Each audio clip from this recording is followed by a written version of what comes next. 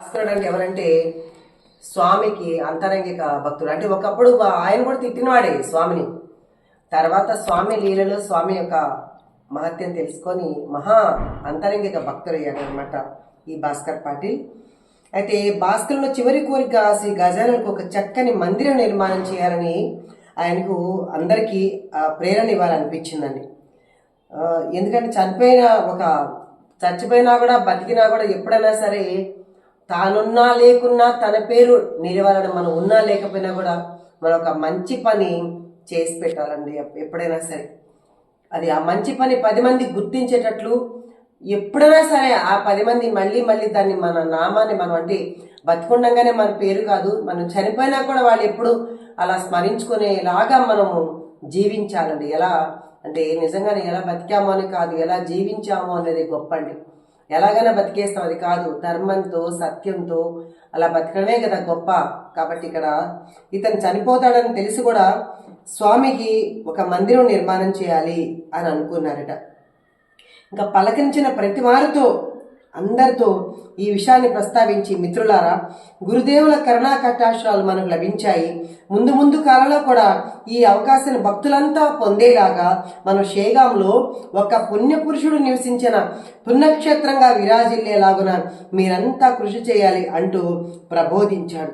మన అదృష్టం కొద్దీ ఈ విలువైన మహాపెన్నిది మనకు దొరికింది. బంకట్లాల్ ఈ పెన్నిధిని ప్రాణప్రదంగా కాపాడండి. ముందు తరాల వారికి అందించే బాధ్యత మీదే.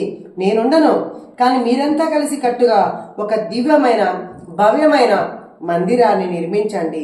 స్వామి మహిమలు అనంతం. ఆలంది గ్రామంలో సంత జ్ఞానేశ్వరులకు, సజ్జనగడలో శ్రీ సమర్థ రామదాస స్వామికి, దేహు గ్రామంలో సంత తుకారాం స్వామికి ఏర్పరిచిన విధంగా షేగాంలో తప్పక శ్రీ గజరలపేట ఒక మహా సంస్థానం స్థాపించండి. షేగాం ప్రజలు, భక్తులు, దేశం మొత్తానికి ఆదర్శం కావాలంటూ ప్రతి జీవికి ఇవే మాటలు చెప్తూ ఉండేవాడంట ఆ భాస్కర్ శర్మ గారు. దేహులో భక్త తుకారాం ఇదండి, చాలా చాలా అద్భుతమైన సంస్థ అన్నమాట. మేము ధనలక్ష్మి గారు మేమంతా కూడా వెళ్ళాం, చూసాం, చాలా బాగుంటుంది. అలాగే సజ్జనగఢ్లో శ్రీ సమర్థ రామదాస్ స్వామికి గొప్పగా ఉంది. అలాగే ఆలంది పూనా దగ్గరండి, పూనాలో ఆలంది, అక్కడ సంత జ్ఞానేశ్వరుడు, ఈయన కూడా చాలా జ్ఞాని, చాలా గొప్ప మహాత్ముడు అనమాట. ఈయన గేదెతో అంటే ఒక దున్నపోతుతో వేదం పలికిచ్చాడనమాట. అట్లాంటి మహాత్ముడు, ఈయన చరిత్ర కూడా చాలా అద్భుతంగా ఉంటుంది. మీరు రోజు నాగాను కొంచెం ఎంకరేజ్ చేస్తే చక్కగా ఒక్క మహాత్ముడి గురించి చెప్పుకుంటూ వెళ్ళే ప్రయత్నం మనం చేద్దాము. అందుకని మిమ్మల్ని నేను రిక్వెస్ట్ చేస్తున్నానమ్మా, మనము వీలైనంత వరకు అందరూ వినేలాగా ప్రయత్నం చేద్దాం. మనం ఎక్కడ ఇవి కొన్ని మనకి ఇప్పుడు విశ్లేషణ అనేది దొరకదమ్మా, చెప్పుకుంటా కథ చెప్పుకుంటూ పోతారు, అది వేరు. వినిపిస్తాందమ్మా? అమ్మా ఓకే అమ్మా, సరే సరే సరే. అట్లా మనం చెప్పుకుంటా పోవడం వేరు, కానీ విశ్లేషణ వేరు. అందుకని మనం గంట కోసం స్వామి కోసం కేటాయిద్దామమ్మా అని నా తప్ప ఇందులో మనకేమి ఇదేం కాదు. సరే, మీరందరూ బాబావారు అందుకే ఎవరు కాదన్నారు. మీ సత్సంగాల విశ్లేషణ చాలా బాగుంటుంది బాబు, మీరు దయించి మానగండి. సరే అమ్మా, అయితే మానకూడదండి. మీరందరూ తప్పకుండా రోజు అందరూ కుదిరిన, మీకు పోనీ అందరు కుదిరే టైం మాట్లాడుకొని నాకు చెప్పిన అలాగైనా ఓకే. కానీ ఇప్పుడు 3ంటికి నిద్ర అనుకోండి, ఇప్పుడు 4ంటికి పెట్టుకుందాం అని దానికి కూడా సరే అంటాను. అట్లా మీ ఇష్టం కోసమే నేను ఉన్నాను తప్ప నా ఇష్టం కోసం కాదు. అలా మీరందరూ నాకు కొంచెం కోఆపరేట్ చేయండి. అలాగే సంత జ్ఞానేశ్వరులకి ఆయన మామూలు ఆయన కాదు, ఆయన చరిత్ర ఒక అమోఘం. దేహు ఆయన రామదాస్ స్వామికి, సజ్జనులో శ్రీ సమర్థ రామదాస్ స్వామి, ఇలాగా వాళ్ళందరికీ ఒక్కొక్క పేరిట ఒక మహా సంస్థానం స్థాపించి ఉన్నారు. అలాగే మన షేగాంలో మన గజాన్ మహారాజుకి కూడా మొత్తం మనం కూడా అలాగే ఆదర్శం కావాలి అంటూ ప్రతి భక్తుని దగ్గరికి వెళ్ళి ఈ యొక్క చచ్చిపోతాను, ఇంకా 2 నెలలే స్వామి చెప్పారు, ఇంకా 2 నెలలే ఇతను ఆయుష్, తర్వాత చనిపోతాడు అని చెప్పి తన మరణం గురించి తనకు తెలిసినా కూడా ఎటువంటి బాధ భయమో లేకుండా స్వామి నాకు ఇంకా బతికించండి అని ఎటువంటి ప్రార్థన చేసుకోకుండా ఆ మరణాన్ని కూడా సంతోషంగా స్వీకరించగలిగాడంటే అతను ఎంత గొప్పవాడై ఉంటాడో మనం ఆలోచించాలి. నిజంగా మనం అంత పెద్ద భయంకరమైన ఇది ఏదంటే మన జీవితంలో పెద్ద భయంకరమైన ఇది ఏదంటే మరణం అండి. ఆ మరణాన్ని తలుచుకుంటేనే గుండెలు జల్లు అంటాయి. ఆ మరణం ఎలా ఉంటుందో తెలుసుకున్నా లేదంటే ఆ మరణానికి దగ్గర అవుతున్నాం తెలిసినా కూడా మనకు చాలా భయం వస్తుందండి. అట్లా అతను భయపడలా. నా స్వామి ఉన్నాడు, నాకేంటి, నాకు ముక్తి కలిగిస్తాడు, నాకు ఏం కావాలని నాకు ఇస్తాడని అతను చాలా సంతోషంతో ఉన్నాడు. మరణం అని తనకు దిగులు లేదనమాట. సరే, శ్రీ స్వామి వారున్న సమయంలో మాట్లాడినెవరు కావున స్వామి లేని సమయంలో భక్తులందరూ స్వామి ఉండేటప్పుడు స్వామికి ఒక గుడి కట్టిద్దామా ఇట్లా అందరినీ అడగల. స్వామి లేనప్పుడు ఏం చేశాడు, భక్తులందరినీ పోగు చేసి తన సత్సంకల్పాన్ని వివరించారు. ఇక్కడ ఈరోజు సిటీలో అంత గొప్పగా మందిరం తయారైంది అంటే ఒక గొప్ప మహాత్మురాలు సిటీలో వచ్చిన వాళ్ళందరినీ కూడా గరిట్లు ఇవ్వండి, లేదంటే మీకు తోచిన మంచి మంచివి అంటే పెద్ద బంగారాలు కాదు, అక్కడ సంస్థానికి ఏమేమి ఉపయోగపడతాయో అవన్నీ అడిగింది ఒక మహాతల్లి. ఆ తల్లి పేరేంటి, ఎవరైనా మ్యాక్ తీసి వెంటనే చెప్తారా? అది అంటే చూసారా, మరి ఆ రోజుల్లో మన ఆ తల్లి అలా అందరినీ అడగబట్టి దాన్ని సిగ్గుపడలా. భగవంతుడి కోసం మనం ఏదైనా చేయగలగల శక్తి ఉండాలి, అంటే మనలో ఆ శక్తి లేదు కాబట్టి అందుకే మనం కూడా ఎవరికైనా సహాయం చేయాలంటే చేయకపోయినా పర్వాలేదు, మన దగ్గర డబ్బులు లేవు ఇవ్వలేము, కానీ చేయించే వాళ్ళకంటే ఆ చేసే చెయ్యినన్నా చూపించినా అదే పుణ్యం వస్తుందండి మనకు. వాళ్ళు చేస్తారు కాబట్టి అమ్మ నేను ఇవ్వలేను కానీ ఇదిగో పలానా సమతమ్మ అయితే సమతమ్మ చెల్లె తీస్తుంది, ఇదిగో ఆమెను అడిగి సహాయం చేస్తానమ్మా అని చెప్పేసి ఆమెతో చేయించాలి. కాబట్టి మనం నా దగ్గర లేదు అమ్మా అని చెప్పకూడదు. వాళ్ళకి నిజమైన అవసరం అయితే నిజంగా అలాంటి ఆపదే వస్తే మనం అలా కూడా చేయించవచ్చు, తప్పు లేదనమాట. ఇక్కడ అతను అలాగే చేస్తున్నాడు. వచ్చిన వాళ్ళందరి స్వామి దగ్గర స్వామి ఉన్నప్పుడు చెప్పలా, స్వామి లేనప్పుడు ఆ భక్తులందరినీ పోగేసి నేను ఇట్లా అనుకుంటున్నాను, గజాన్ మహారాజ్ ఇక్కడ పెద్ద ఒక సంస్థానం ఏర్పాటు చేయాలి అని ఆ భాస్కర్ శర్మ అంటున్నారనమాట. ఆ సమయంలో బంకట్లాలు, హరిపాటిలు, ఇంకా మారుతి చంద్రవాను, శ్రీపతిరావు, వాలీకర్, తారాచందు, షావుకర్ మొదలైన వాళ్ళందరూ గొప్ప గొప్ప వాళ్ళంతా అక్కడ ఉన్నారు. ఇంకా వీరందరికీ భాస్కర్ చేతులు జోడించి నమస్కరిస్తూ ప్రార్థిస్తున్నాడంట. మీరంతా కలిసి నా చివరి కోరిక ఇదే, మరి నేను చనిపోతాను కదా 2 నెలల్లో, కాబట్టి నా చివరి కోరిక మీరందరూ తీరుస్తారా లేదా అంటూ ప్రతి వారితోనూ చేతిలో చేయి వేయించుకుంటున్నాడంటండి. ప్రమాణం చేయండి, నేను చనిపోతాను కదా తెలుసు కదా, కాబట్టి నా కోరిక ఇది, కాబట్టి నా కోరికను తీరుస్తారా అని ప్రతి ఒక్కరిని వచ్చిన వాళ్ళందరినీ అతను చేతిలో చేయి వేయించుకుంటూ ఉన్నాడంటండి. ఇంకా అతని ప్రార్థన అందరూ విన్నారంట. విని సరే అన్నారు. అదేం చెడ్డ పని కాదు కదా, కాబట్టి మంచి పనే. కాబట్టి ఆ మంచి పని ఎప్పుడైతే మనం చేస్తామో ప్రతి ఒక్కరూ మనకు ప్రోత్సాహం ఇస్తారని, తప్పకుండా ఇస్తారు, ఇవ్వకుండా ఎవరు ఉండరు. కానీ ఇక్కడ ఏమన్నాడు, అమ్మ సిగ్గుపడకూడదు, మనం మొహమాట పడదు. ఒక మంచి కార్యక్రమం చేయడానికి ఎవరు మనం మొహమాట పడక్కర్లేదు, మనం తప్పకుండా ఆ పని అందరికీ ఉపయోగపడుతుంది. కాబట్టి ఎవరైనా అలాంటి మంచి పనిలో మనం పాల్గొనాలి. ఇంకా భాస్కర్ రోజు రోజుకి చాలా ఉల్లాసంగా కనిపిస్తున్నాడు. ఇది ఎక్కడ గోళ, అసలు సరిపోతున్నాడు అని తెలియగానే రోజు రోజుకి 2 నెలలు, అమ్మో ఈ రోజు 49, ఈ రోజు 59 రోజులు, రేపు 50 రోజులు, రేపు 58 ఇలా లెక్క పెట్టుకుంటూ ఉండే మనం అలాంటి దిగులు పడి కృషించిపోతాం కదా మన నిజంగా మరణం తెలిస్తే. కానీ మనం అందుకే భగవంతుని మరణం ఎవరికి తెలియనివ్వడు. దాని మరణం మన వెంటనంటే ఉంటుంది, కానీ మరణం అనేది భగవంతుని మనకు తెలియనివాడు. ఎందుకంటే అది భయంకరమైనది ఆ మరణము. కాబట్టి తెలిస్తే వీళ్ళు ఇంకా ఇదైపోతారనేసి మన మరణాన్ని మనకు తెలియనివాడు. ఇంకా ఇప్పుడు జబ్బులు వచ్చి రోగాలు వచ్చాయి కాబట్టి ఏ క్యాన్సర్ లాంటి జబ్బులు వస్తే 6 నెలల్లోనో సంవత్సరంలోనో ఇలా చచ్చిపోతాను ఇప్పుడు చెప్తున్నారు. కానీ అసలు మరణాన్ని మనకు భగవంతుడు తెలియనివ్వడండి. ఇంకా అయితే అమ్మ మీట్లో పెట్టుకోండి రా, మీట్లో పెట్టుకోండి ఎవరైనా సరే. అయితే స్వామిని వీళ్ళందరూ అడుగుతున్నాడు అనమాట. అందరూ అతని ప్రార్థన విన్నారు, సరే అని అన్నారు. ఇంకా భాస్కర్ శర్మ చనిపోతానని తెలిసి కూడా రోజు రోజుకి ఇంకా ఉల్లాసంగా చాలా సంతోషంగా కనిపిస్తూ ఉన్నాడంట. చావును తెలిసి కూడా ఇలా సంతోషంగా ఉండగలిగాడంటే నిజంగా ఇతను దేవుడే అని అందరూ అక్కడ ఉన్న వాళ్ళందరూ భావిస్తూ ఉన్నారట. ఎవరో మీట్లో పెట్టలేదు చూడనా. ఇంకా శ్రీ స్వామి గజానన భక్తులతో కలిసి నాసిక్ యాత్ర బయలుదేరారంట. స్వామి గజానన ఒక రోజు భాస్కరుని పిలిచి, అంటే ఆ చనిపోయి అతన్ని పిలిచి, శివరాత్రి పర్వదినానికి మనం నాసిక్ త్రయంబకేశ్వరుని దర్శనానికి పోదామా అన్నారట. అందరూ పోదామన్నారంట. భాస్కరుడు అన్నాడంట, ఎందుకు స్వామి, తమరే నా పాలిట త్రయంబకేశ్వరులు మీరే, నాకు మీ సన్నిధే చాలు ప్రభు అన్నారట. అది సరే భాస్కర్, అక్కడ బ్రహ్మగిరి పైన అనేక ఔషధాలు ఉన్నాయి, అక్కడ కుక్క విషానికి విరుగుడు కూడా లభిస్తుంది అన్నారట. ఇంకా భాస్కర్, అదేమో స్వామి, మీకు ఎదురు చెప్పు అంతటి వాడను కాను, కానీ మీ ఔషధం కన్నా మీ వాక్కు కన్నా గొప్పదేమీ కాదు స్వామి.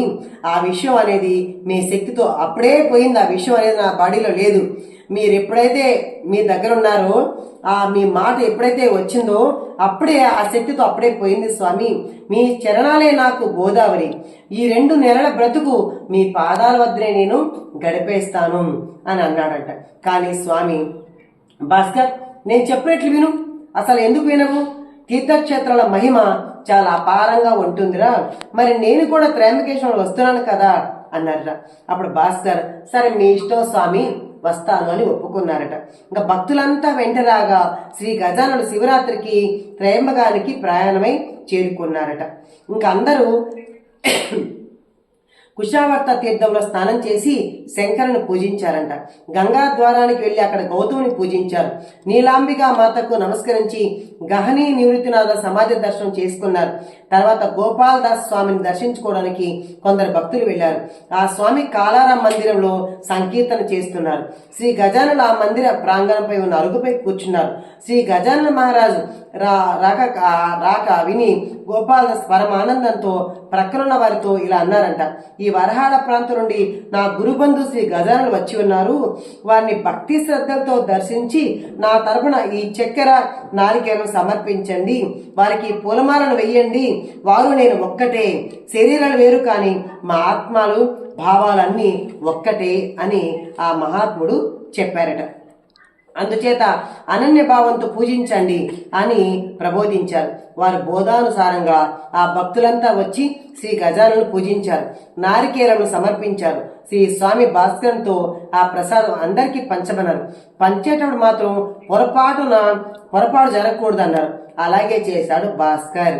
ఇంకా శ్రీ గజాన్ నాసిక్ వచ్చారన్న సంగతి ఊరంతా వ్యాపించింది. స్వామి నాసిక్ వెళ్లారు. గజాన్ మహారాజ్ నాసిక్కు వెళ్ళారండి.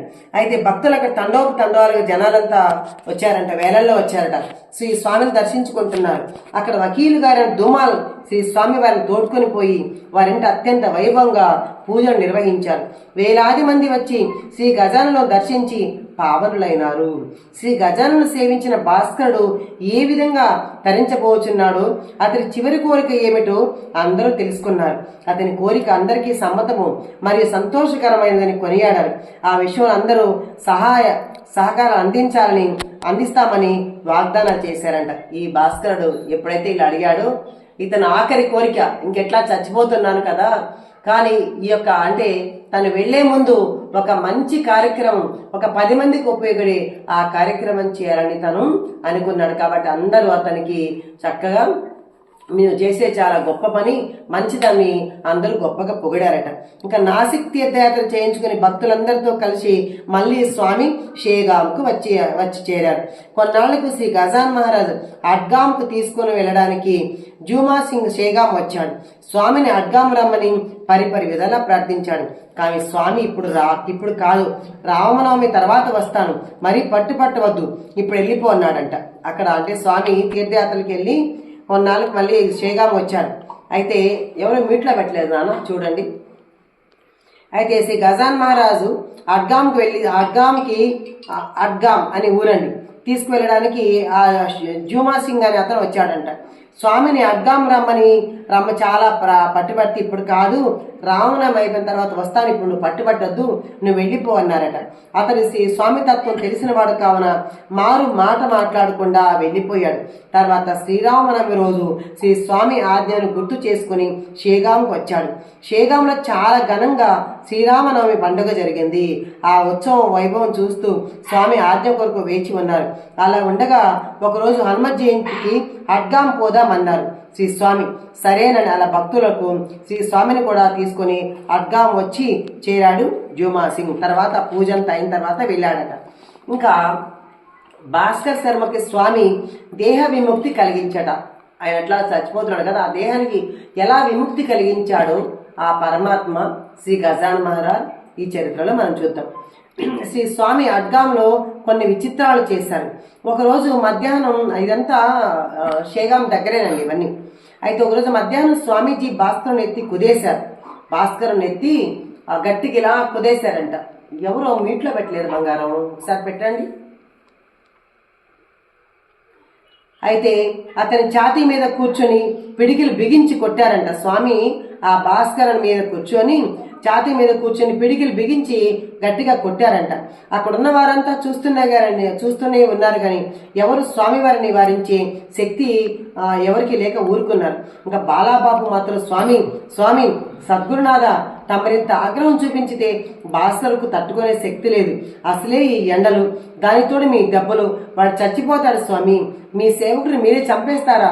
వదిలిపెట్టండి స్వామి, మీకు దండం పెడతానంటే శ్రీ స్వామి వారి పాదాలు పట్టుకోపోయాడంట ఒక అతను. అంతలో భాస్కరుడు, వద్దురా, వద్దు వద్దు సోదరా, వద్దు, శ్రీ స్వామిని వారించవద్దు, వారు సాక్షాత్తు శంకరులే కదా, మీరెంత బాధపడకండి, నాకేమీ భయం లేదు, నా సమస్త దోషాలను తీసివేసే ప్రయత్నంలోనే స్వామి నన్ను శిక్షిస్తున్నారు అని తోటివారితో అంటూ ఉన్నాడు. ఆ తర్వాత శ్రీ స్వామివారు ఏమి ఎరిగినట్లు లేచి చేతులు దులుపుకున్నారు. భాస్కరునికి దెబ్బలన్న మాటలే తగలేదని తెలిసి అందరూ ఆశ్చర్యపోయారు. అక్కడ నుండి అందరూ విడిది గృహానికి చేరుకున్నారు. అప్పుడు శ్రీ స్వామివారు ఇలా తెలిపారు, భాస్కరునికి జీవితం ఇంకా 2 రోజులే ఉంది. ఇంకా 2 రోజుల్లో భాస్కరుడు చనిపోతాడు. కాబట్టి 5వ రోజున ఇతని ప్రయాణం అన్నారు. తర్వాత తాను అతన్ని ఎందుకు కొట్టారో చెప్పాడు. ఒకప్పుడు బాలపాపను నా చేతి కొట్టించాడు కదా, ఆ దోష నివారణకి ఈ రోజు ఇతని ఇలా కొట్టడం జరిగింది. హనుమ జయంతి ఉత్సవాలు ఘనంగా పూర్తి చేశారు. పంచమి గడియలు ముగియ ముందే శ్రీ స్వామి భాస్కర్తో ఇలా అన్నాడు, భాస్కర్, తూర్పు ముఖంగా పద్మాసనంలో కూర్చుని మనసులో ఇష్ట దైవాన్ని స్మరించుకుంటూ ఉండు, నీవు వెళ్ళవలసిన గడియలు సమీపిస్తున్నాయి అని ఆజ్ఞాపించగా వారు చెప్పినట్లే చేశాడు భాస్కర్. చుట్టూ ఉన్న భక్తులందరినీ విఠల విఠల నారాయణ, విఠల విఠల నారాయణ అంటూ సంకీర్తనం చేయమన్నారు. మీ సోదరుడు వైకుంఠానికి ప్రయాణించి ఈ తరుణంలో అతని ముఖానికి గంధము కుంకుమ అలంకరించి మెడలో పూలమాల వేయండి అన్నారు. భక్తుల వెంటనే వారు చెప్పినట్లు చేశారు. స్థిర చిత్తంతో భాస్కర్ నాసికాగ్రంపై దృష్టి నిలిపి స్వామినే ధ్యానిస్తున్నాడు. అందరూ సంకీర్తన చేస్తుండగానే శ్రీ స్వామి పెద్దగా హరహర అంటూ నామం పలికారు. భాస్కర్ దేహం విడిచాడని అందరికీ అర్థమైంది. అయినా సంకీర్తన అలా చేస్తూనే ఉన్నారు. కొందరు స్వామిని సమీపించి నెమ్మదిగా భయంగా భాస్కరుని అంత్య సంస్కారాలు ఎక్కడ జరిపించాలో సెలవిమ్మన్నారు. శ్రీ స్వామి అతని సమాధి ద్వారకేశ్వరంలో నిర్మించబడాలి అన్నారు. అడ్గాంకు 1 మైలు దూరంలో ఉన్న ద్వారకేశ్వరానికి భాస్కర్ దేహాన్ని అరటి చెట్ల రథంపై మోసుకెళ్లారు. యథావిధిగా సమాధి చేశారు. గురుబంధులందరూ భాస్కరుని వెంట నుంచి మిత్రుని కోల్పోయినందుకు బాధ మరియు అతని స్వామి సన్నిధిలో సద్గతి కలిగినందుకు సంతోషాన్ని పొందినారు. ఎంత బాగుందో చూడండి.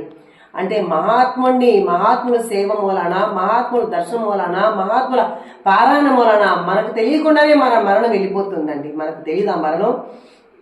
మన హాస్పిటల్లో ఉండి ఐసీయూ నేను చూస్తాను ఈ సంగతి అనేటువంటి కాకుండా మనకు తెలియకుండానే మన మరణం అలా తీసుకెళ్ళిపోతారంటే నిజంగా అతను ఎంత స్వామిని సేవించుకొని ఉండాలి. ఏమీ భయపడలా ఆ భాస్కర్ ఏమీ భయపడకుండా స్వామి సన్నిధిలో హాయిగా ధ్యానం చేసుకొని హాయిగా ఆ ప్రాణం అందరూ నామం చెప్పుకుంటుండగా అలా ఆయన ప్రాణాన్ని వదిలిపెట్టాడంట. ఎటువంటి కష్టం లేకుండా సునాయాస మరణాన్ని పొందాడు భాస్కర్ శర్మ శ్రీ గజానన మహారాజు యొక్క సమక్షంలో. ఇలాంటిదే కాకాసాహెబ్ దీక్షిత్ కూడా బాబావారు ఏం చెప్పారు, నిన్ను విమానంలో తీసుకెళ్తాను అని చెప్పారు. అంటే ఏంటో అనుకున్నారు అప్పుడు.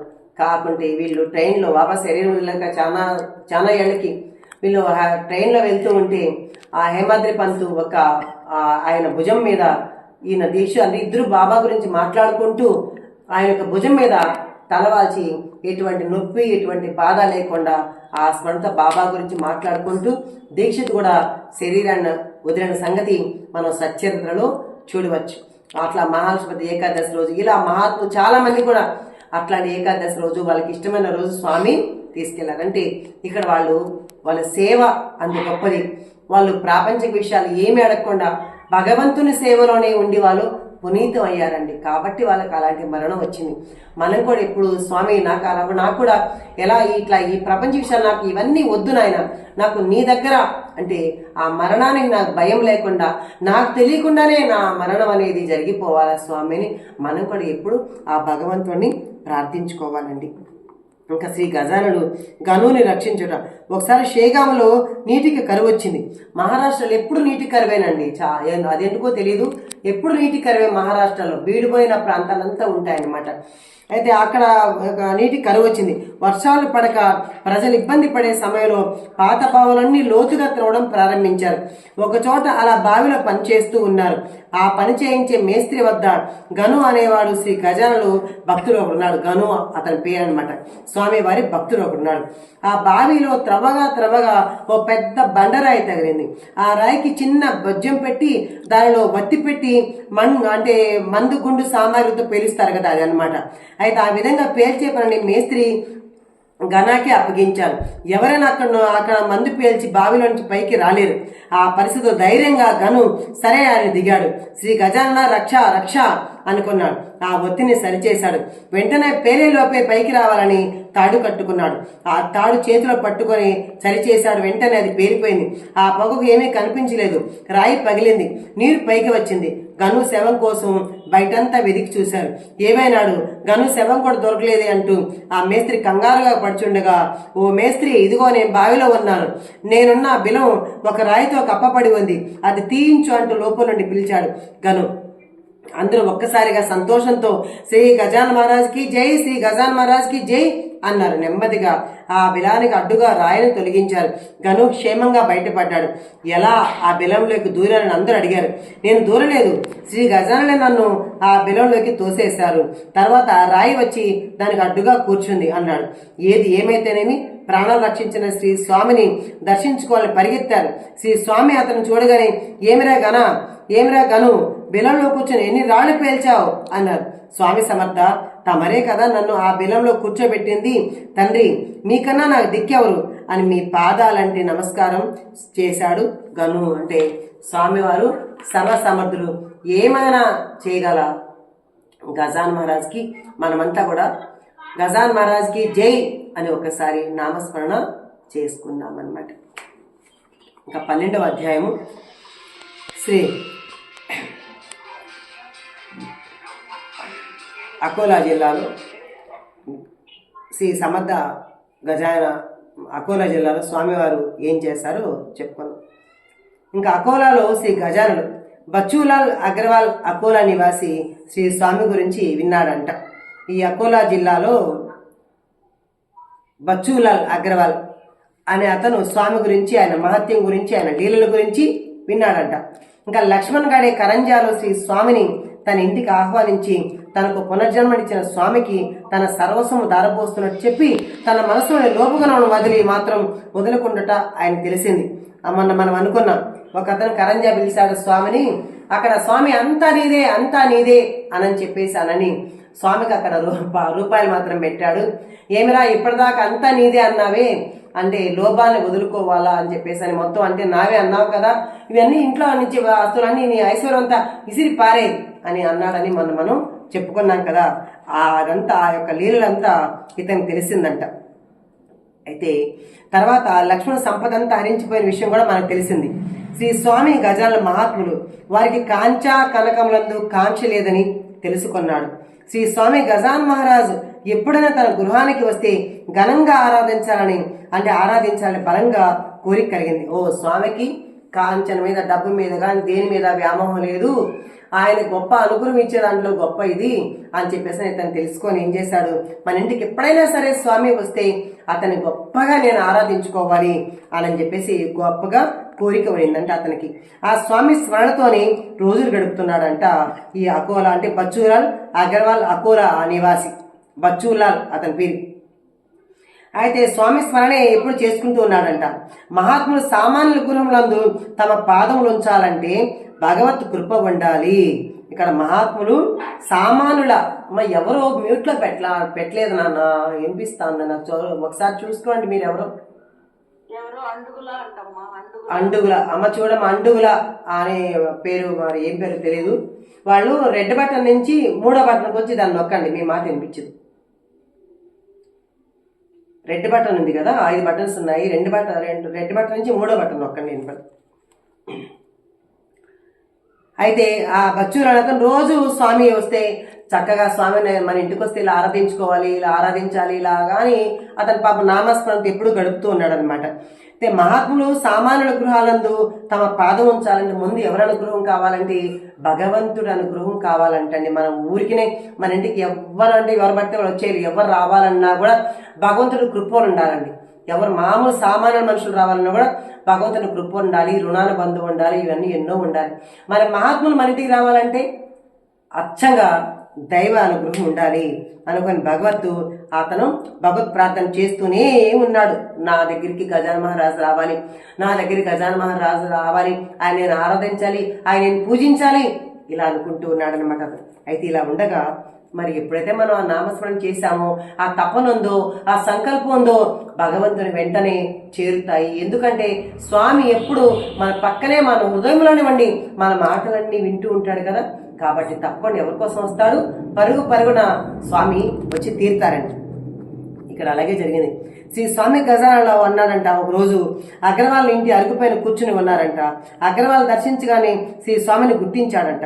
పాదాభివందనం చేసి ఎక్కడ స్వామి అతని పిలుస్తూ ఉంటే వెళ్ళి వాళ్ళ అరుగు మీదే కూర్చున్నాడంటండి.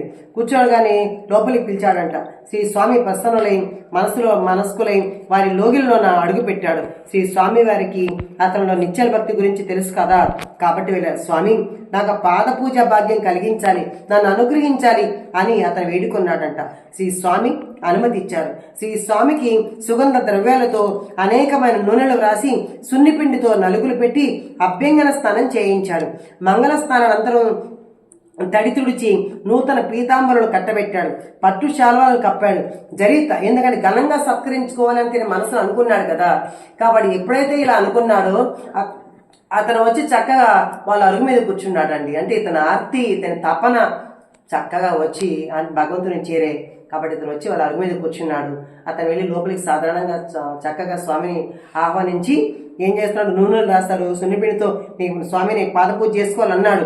అయితే సుగంధ ద్రవ్యాలతో నూనెలు రాసి సున్నిపిండితో నలుగులు పెట్టి చక్కగా స్వామికి అభ్యంగన స్నానం చేయించాడు. మంగళ స్నానాంతరం తడి తుడిచి నూతన కొత్త పట్టుబట్టలు కట్టబెట్టాడు. పట్టు శాల్వాను కప్పాడు. జరి తలాపాగనం తలపై ఉంచాడు. నుదుట కస్తూరి తులకం ఉంచాడు. స్వామిని ఒక్కసారి ఊహించుకోండి. స్వామి గజాన మహారాజ్ మన ఇంటికి వచ్చాడు.